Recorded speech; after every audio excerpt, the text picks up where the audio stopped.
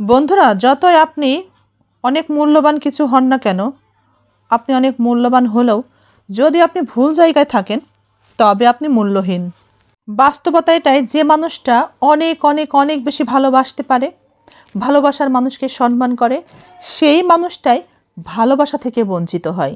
মনে রাখবেন, যে মেয়েটি ঘর সংসারে মনোযোগী, যে মেয়েটি স্বামী ছাড়া কিছু বোঝে না, যে মেয়েটি স্বামীকে সম্মান করে, স্বামীকে সাথে নিয়েই থাকে, স্বামীকে অসম্মান করে না, স্বামী অত্যাচার করলেও জুলুম করলেও সেই স্বামীর ঘরেই সেই জুলুম অত্যাচার সহ্য করে সংসার করে, স্বামী শ্বশুরবাড়িকে মান্য করে।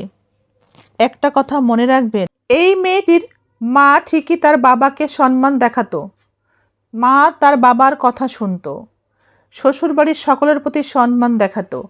তাই এই মেয়েটির মধ্যে মা বাবার দেওয়া পারিবারিক শিক্ষা আছে।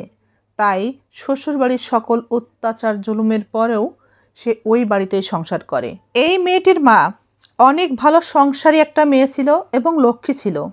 আর যেসব মেয়েরা ঘর সংসার করতে চায় না, স্বামীর কথা শোনে না, বাহিরে ঘুরে বেড়ায়, স্বামীর অবাধ্য হয়ে চলে, স্বামীর সংসার ত্যাগ করে আবার অন্য একটা স্বামীর সাথে সংসার করতে চলে যায়, প্রথম স্বামীকে ভালো লাগে না, সে সুখ দিতে পারে না, তার টাকা নাই, অর্থ নাই, হ্যান ত্যান অনেক অজুহাত দেখিয়ে স্বামীকে ছেড়ে দেয়, অথবা নিজের স্বামীর কথা না শুনে সে পর পুরুষ নিয়ে ঘুরে বেড়ায়, স্বামীকে এক ধমক দিয়ে বসিয়ে রাখে এবং বলে, তুমি কি আমার থেকে বেশি বোঝো? আমি যেটা বলি সেটা শোনো, তুমি আমার কথা শোনো, তুমি কিচ্ছু বোঝো না, তুমি থামো। হাজব্যান্ডের অবাধ্য হয়, হাজব্যান্ডের উপরে কিছু করতে চায়, হাজব্যান্ডের কথা শোনে না, তবে বুঝতে হবে এটা তার পারিবারিক শিক্ষা। নিশ্চয় মা বাবার সাথে সম্পর্ক ভালো ছিল না, মা হয়তো বাবাকে মূল্য দিত না, অথবা মা বাবার কথা শুনতো না। তাই এই মেয়ের ভিতরেও সেই শিক্ষাটাই একটু একটু করেই জমতে জমতে বৃহৎ আকার হয়ে শ্বশুরবাড়িতে এসে সেই শিক্ষাটাই সে কাজে লাগাচ্ছে।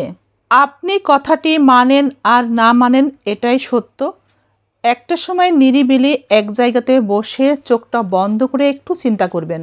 আপনার পরিবারে যখন কোনো সমস্যা হবে, সেই বা কোনো পরিস্থিতির সম্মুখীন হবেন, তখন চোখটা বন্ধ করে চিন্তা করবেন আপনার মা এই সব সমস্যাগুলো কিভাবে সামলাতো। যখন মায়ের কথা চিন্তা করবেন, একদম চোখ বন্ধ করে বসে ভাববেন আপনার মা কিভাবে আপনার বাবাকে সামলে নিয়েছে, সংসারকে সামলে নিয়েছে। তখন দেখবেন আপনার সংসারের কোনো পরিস্থিতির সম্মুখীন হলে সেভাবেই আপনি সামলে নিতে পারবেন। একবার একটু চিন্তা করে দেখুন আপনার মা কিভাবে আপনাদের ঘর সংসার সামলাতো।